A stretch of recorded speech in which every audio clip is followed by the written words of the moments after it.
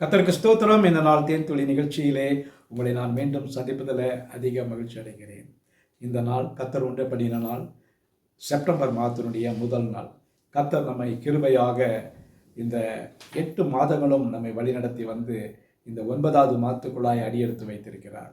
ஆகவே இந்த காலை வேளையிலே இந்த தேன்துளி நிகழ்ச்சியிலே உங்களை நான் இந்த நாளிலே ஆண்டவராய் இயேசு கிறிஸ்துவின் நாமத்தில் வாழ்த்துகிறேன். இந்த செப்டம்பர் மாதம் உங்களுக்கு ஒரு ஆசீர்வாதமான ஒரு மாதமாக உங்களுக்கு அமையும்.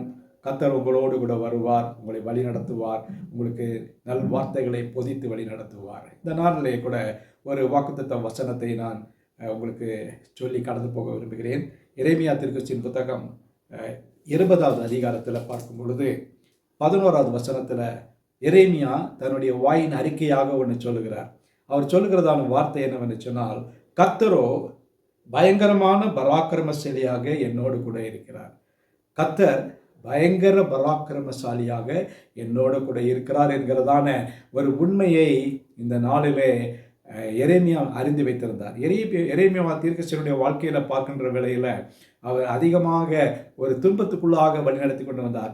இந்த 20ஆம் அதிகாரத்தினுடைய தொடக்கத்தில் பார்க்கும் பொழுது பஸ்கூர் என்கிறவன் அவரை அடித்தான், உடைத்து அடித்து நொறுக்கி அவரை ஒரு சிறைச்சாலைகளை காவல் அறையில் வைக்கிறான்.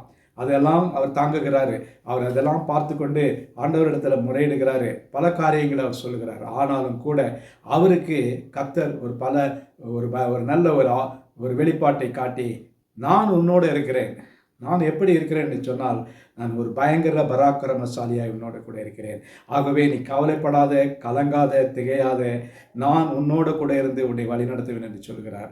ஆகவே கிறிஸ்துவுக்குள் பிரியமானவர்களே, இந்த நாளில் கூட நீங்கள் எப்படிப்பட்டதான ஒரு சூழ்நிலையில் உங்களுக்கு எதிராக பல பஸ்கூர்கள் வரலாம். அநேக எதிராளிகள் உங்களுக்கு வந்து உங்களை நிந்திக்கலாம், உங்களுக்கு உபத்திரவம் கொடுக்கலாம், வேதனைப்படுத்தலாம். ஆனால் இவைகள் எல்லாம் இந்த 8 மாதத்திலே கடந்து போன ஒரு காரியமாக இருக்கும்.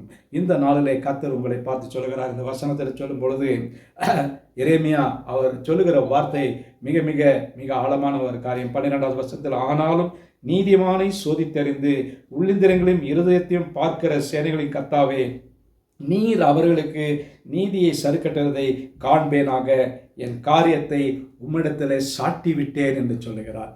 ஆகவே இந்த நாளில் கூட இப்படிப்பட்டதான ஒரு பராக்கிரமசாலியாக கர்த்தர் நம்மோடு கூட இருக்கிறபடினால இந்த செப்டம்பர் மாதத்தில் நாம் கடந்து செல்கிற வேளையில் நமக்கு விரோதமாக யார் எழுப்பினாலும், நமக்கு எப்படிப்பட்டதான நெருக்கடிகள் பிரச்சனைகள் வந்தாலும் ஒரு காரியத்தை மட்டும் நாம் மறந்து போக வேண்டாம். கர்த்தர் கொடுக்கிறதான வார்த்தை என்னவென்று சொன்னால், பதோ பயங்கரமும் பராக்கிரமசாலியாகிய கர்த்தர் நான் உன்னோடு கூட இருக்கிறேன். கர்த்தர் உங்களை ஆசீர்வதிப்பாராக. இந்த செப்டம்பர் மாதம் உங்களுக்கு ஒரு மன மகிழ்ச்சியின் மாதமாக, ஆசீர்வாதத்தின் மாதமாக உங்களுக்கு அமையட்டும். நல்ல ஆண்டவரே, நன்றியோட துதிக்கிறேன், ஸ்தோத்திரிக்கிறேன். இந்த வேளையில் கூட நீர் கொடுத்த இந்த நல் வார்த்தைக்காக ஸ்தோத்திரம்.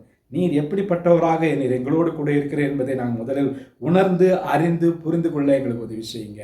இப்படிப்பட்ட தேவன் எங்களோடு இருக்கிறபடியினால இந்த செப்டம்பர் மாதத்தில் நாங்கள் ஆண்டவரே தைரியமாக கடந்து சென்று உமக்கென்று சாட்சிகளாக வாழ்வோம். மீட்பர் இயேசுவின் நாமத்தில் ஜெபிக்கிறேன் நல்ல பிதாவே, ஆமேன் ஆமேன்.